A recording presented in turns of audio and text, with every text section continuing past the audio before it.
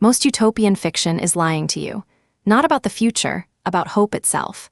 It shows you a gleaming world and says here, feel better. But it never shows you the ugly, grinding, terrifying work of actually getting there. That's why utopia has a reputation problem. We've been trained to think of it as naive wish fulfillment for people who can't handle reality. And then Kim Stanley Robinson wrote The Ministry for the Future, and everything I thought I knew about what climate fiction could do just collapsed. Kim Stanley Robinson has been writing science fiction since the 1980s, and in certain literary circles his name is almost sacred. He wrote the Mars trilogy, Red Mars, Green Mars, Blue Mars, a monumental achievement in hard science fiction that imagined terraforming an entire planet in painstaking, gorgeous detail. He has won the Hugo, the Nebula, the Locus Award. He is the kind of writer other writers mention in reverent whispers. I want to give you that full picture, because what I'm about to say next actually matters. I almost gave up on him. Twice. Red Mars frustrated me, the characters felt distant, and pages of Martian geology started to feel like homework. I tend to lean toward softer science fiction, more invested in drama and sociology and the strange human mess of things than in rigorous engineering detail. KSR excels exactly where I tend to zone out, so I wrote him off. I thought, this just isn't for me. I was completely, embarrassingly wrong, and Ministry for the Future is why. The Ministry for the Future was published in 2020, one of the worst years in recent memory for feeling optimistic about anything. It arrives at a moment when climate discourse has split into two camps that both, strangely, produce the same result in the reader: paralysis. The deniers say nothing is happening. The doomers say nothing can be done. Robinson walks into that conversation and says, "You are both wrong, and I can show you why," in 400 pages of the most formally ambitious fiction I have ever read.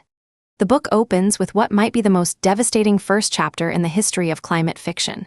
We are in India during a heat wave so severe that human bodies cannot cool themselves. The wet bulb temperature, a combined measure of heat and humidity, has crossed the physiological survival threshold. People are dying by the thousands, and our protagonist Frank May, an American aid worker, survives only by submerging himself in a lake while everyone around him dies. It is visceral, it is terrible, and it is completely, scientifically plausible. That opening chapter sets the entire emotional contract of the novel, and it's entirely deliberate. Robinson is refusing to let us arrive at hope cheaply. Thomas More invented the word utopia in 1516, and most writing in that tradition cheats. It starts at the destination, shows you the good world, and quietly skips the journey. Ministry for the Future refuses that shortcut. It starts in the heat, in the grief, in the bodies. And then, from that lowest possible point, it asks, okay, now what do we actually do? This is the concept I keep returning to with this book, earned utopianism. And Robinson earns it not only through the story he tells, but through formally radical choices in how he tells it.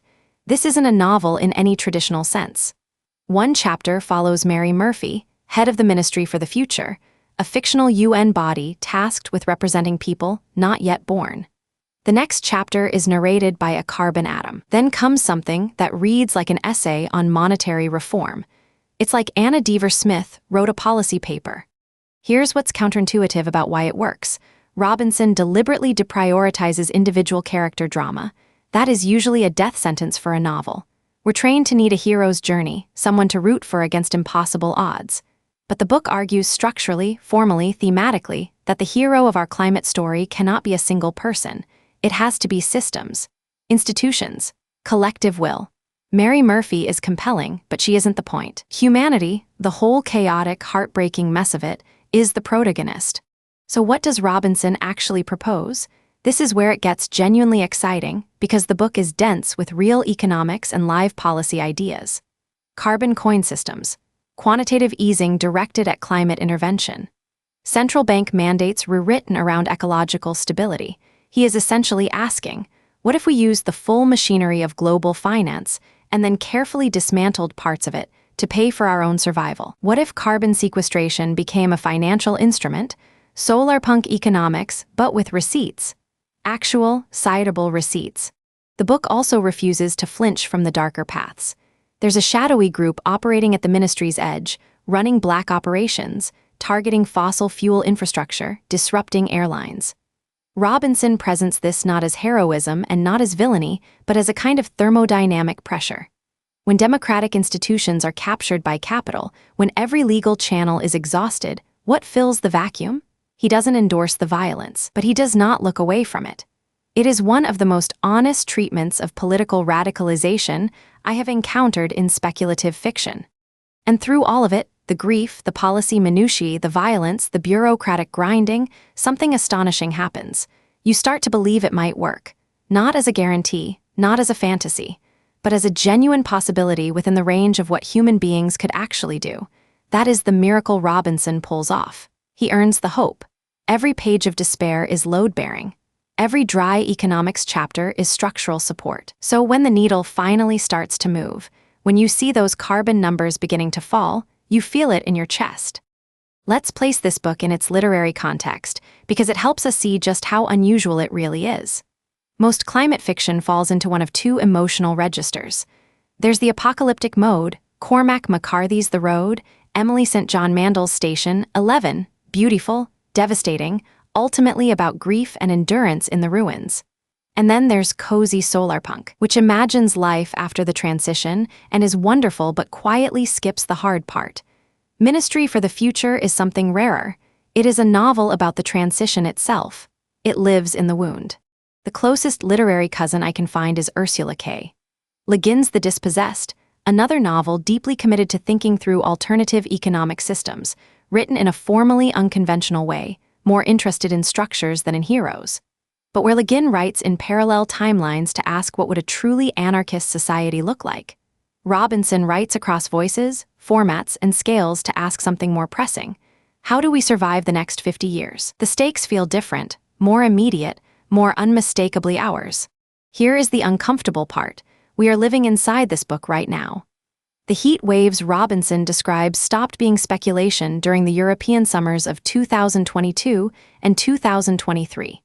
The debates about carbon pricing, central bank climate mandates, eco-activism crossing into sabotage, all of it is live discourse happening in parliaments and courtrooms today. Reading Ministry for the Future in 2025 is a vertiginous experience, because the near future has already become the present, and the solutions he imagines are being debated by actual policymakers in actual buildings.